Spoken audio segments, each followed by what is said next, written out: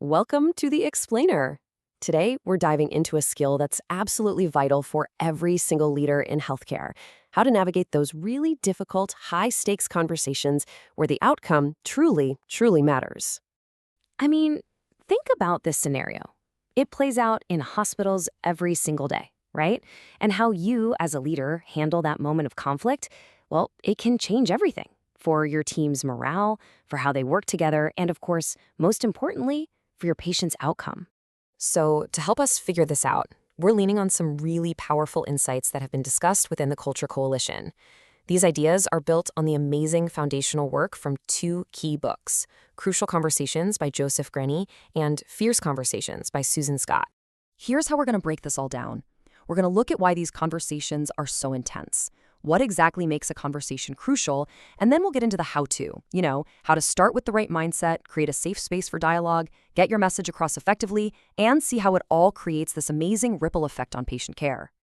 Okay, first things first. Let's really get clear on why mastering these conversations isn't just a nice to have, it's completely non-negotiable in healthcare. This is the big why. This quote from Joseph Grenny is so powerful because it introduces this idea of lag time. Now, in a regular office, maybe that lag time just means a project gets delayed. But in a hospital, that delay between, say, a nurse identifying a problem and feeling safe enough to actually discuss it, well, that can have serious consequences. That silence, that's where the risk is. And that's the key takeaway here. Silence is never actually silent. When you don't talk things out, those issues don't just vanish. They get acted out. You start seeing clumsy workarounds, you feel that passive aggression in the air, and suddenly patient care gets choppy and fragmented because the team just isn't on the same page. So, how do you know? How can you tell when a regular old disagreement has tipped over into one of these crucial conversations? Let's pin down the exact conditions you need to be looking for. It really boils down to these three things. And when you think about it, this isn't some rare event in healthcare, is it? It's pretty much a daily reality when you're managing complex patients with a team of passionate, smart people. So when these three things, high stakes, different opinions, and strong emotions all show up at once, our brains just naturally kick into fight or flight mode. We get defensive, we clam up, or maybe we push our point way too hard. And that's the moment when having the right communication skills becomes absolutely essential. All right, we've talked about the what. Now let's shift to the how. And believe it or not, the very first step, the most important one, happens inside your own head before a single word even comes out of your mouth.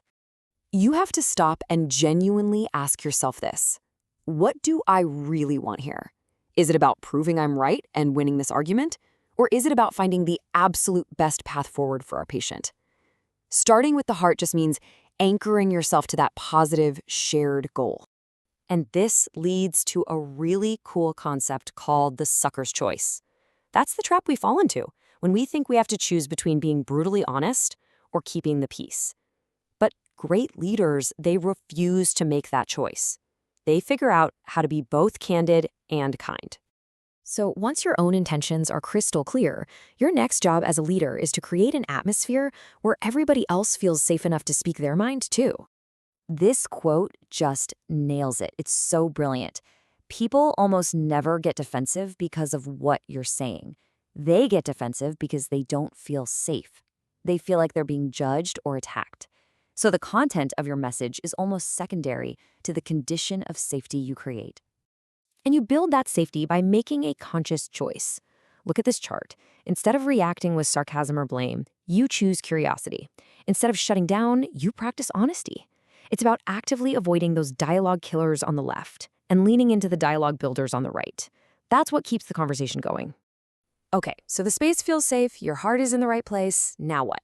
Now you need a clear, simple way to structure what you want to say so that people can actually hear you without getting their defenses up. This little framework here, because it is so incredibly powerful. It literally shifts the conversation from an accusation, like "you're always interrupting me," to an observation. Something like, "when you jump in before I'm done, I feel a little flustered because I'm worried we might miss a key detail." See the difference? It makes it so much easier for the other person to listen. So why does all this matter? Why put all this effort into just talking?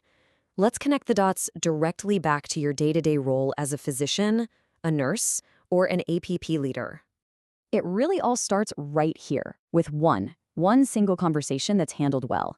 Think of it like a pebble dropped in a pond. And that one conversation creates ripples. It builds trust. It creates psychological safety. And those ripples forge stronger, more resilient teams where every single person feels like they have a voice. And that's the whole point, because we know from tons of research that teams where everyone feels safe to speak up, well, they're the ones that deliver the absolute safest and most effective care for our patients. I think this is the big idea to walk away with. Every single interaction you have is an opportunity. It's a chance to either make your team a little bit stronger or a little bit weaker, and that directly impacts the care you're providing. So, I'll just leave you with this one question to chew on. Which conversation have you been avoiding? Really think about it. Because that one single conversation you keep putting off, it might just be the key to unlocking a whole new level of performance for your team and even better outcomes for your patients.